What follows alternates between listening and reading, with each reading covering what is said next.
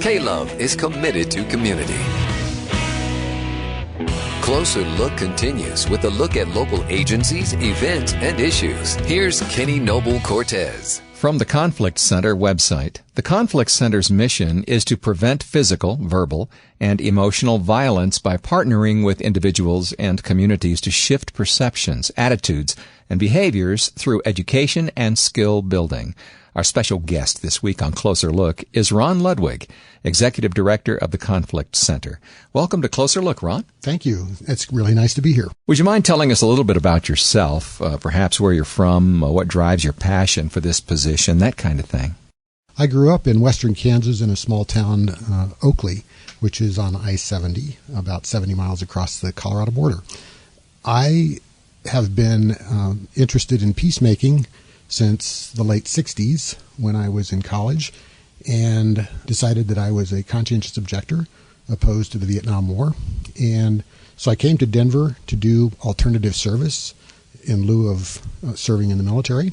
I've been passionate about peacemaking all my life. And the founder of the Conflict Center is a woman named Liz Loescher. And she started the Conflict Center 25 years ago at the height of the very end of the Cold War, 1988.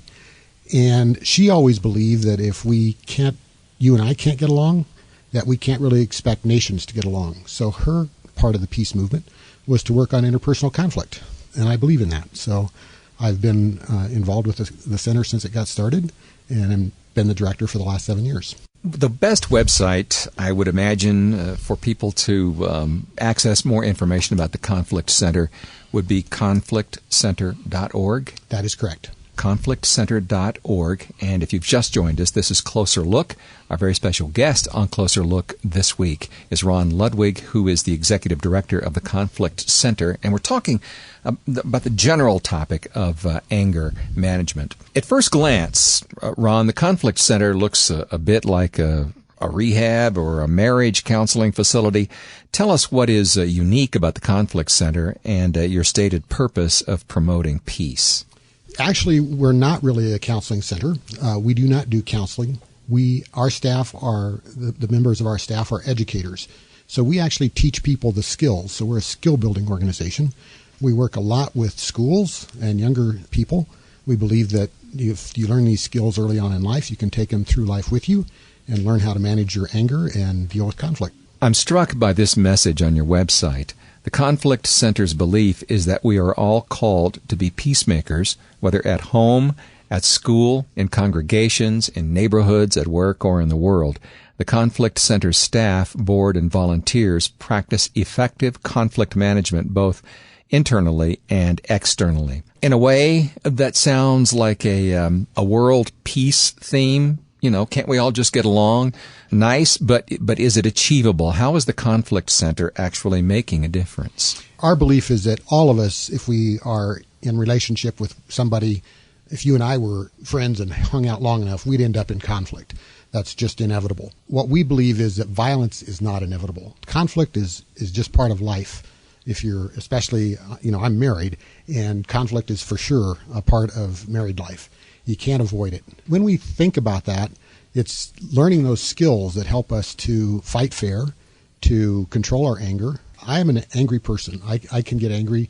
If you could have my wife here in the studio with you today and ask her about my driving habits, she would say, it's a good thing you don't carry a bumper sticker for your work because nobody would believe it. But what I have to do is really recognize what's setting me off and learn how to control that. And I don't always succeed.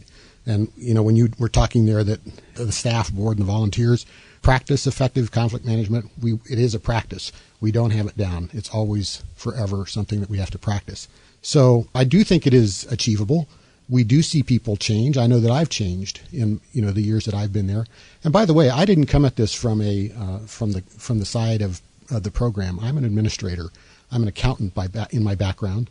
And these are skills that I had to learn. They were parenting skills that I had to learn in dealing with my kids who are now young adults. It is achievable because, and it starts with each one of us. It's not, when you talk about it being kind of a world peace sounding thing, we hope that we're contributing to that, but we believe that it starts with the individual. Understood. And you answered one of my other questions. I was thinking, does the executive director of the Conflict Center ever experience conflict? All the time. And I've taken our classes, and I'm going to repeat them this summer. It's been several years since I took them last, and I've said that, I need to take them again. We all need to practice this. There are skills that we have habits. We learn how to handle anger. We learn how to handle conflict in the homes in which we were raised or in the way we grew up. We have to learn. Sometimes we have to unlearn what those habits and practice new ones. And we see this all the time with young people who say, well, so-and-so disrespected me. What was I supposed to do? Well, you can learn to find better ways to deal with it rather than hitting somebody or lashing out, even in anger. That's kind of our mission and our goal, is to teach people those skills. I experienced about 15 years of very difficult traffic in the Los Angeles area. And so one might say that I learned road rage, or at least the emotion that brings about road rage in the Los Angeles area. I have since basically only recently unlearned that. There was a psychologist in Irvine. I don't think he came up with it, but it certainly applies. And that is, you can change how you feel by changing how you think. And so now, every time somebody cuts me off or whizzes past me, I think of that person as someone who has a desperate need, someone who may be on the way to the hospital, someone who just found out that a loved one has experienced some kind of pain or suffering. And so when I do that, it's like there's no anger. I just let it go. Absolutely. I must say that those are excellent skills. Those are the types of things that we would try to get you to recognize if you were to take a class from us. So you're already on your way. That is the thing that actually I finally, and I again, it's practice. I don't get it down perfectly, but that was exactly the same lesson that I had to try to apply to myself when driving. What is that person's hurry? Well, bless them. I hope that they get where they're going, and whatever crisis that they're facing, I'm not facing today. It's a very, very good skill. That's one that we would encourage you to use and practice as you're driving. It's a good way to recognize what's triggering you and then figuring out how to lower that and keep it under control. Well, one good thing is that we get plenty of practice. Absolutely. Drive here in Denver long enough. Right. This is Closer Look. My name is Kenny Noble Cortez, and we're discussing the topic of anger management. A very special guest this week is Ron Ludwig, who is the executive director of the Conflict Center. Ron, how does the Conflict Center work? In other words, if, for example, I'm in the middle of a domestic situation that has grown violent, what can I do?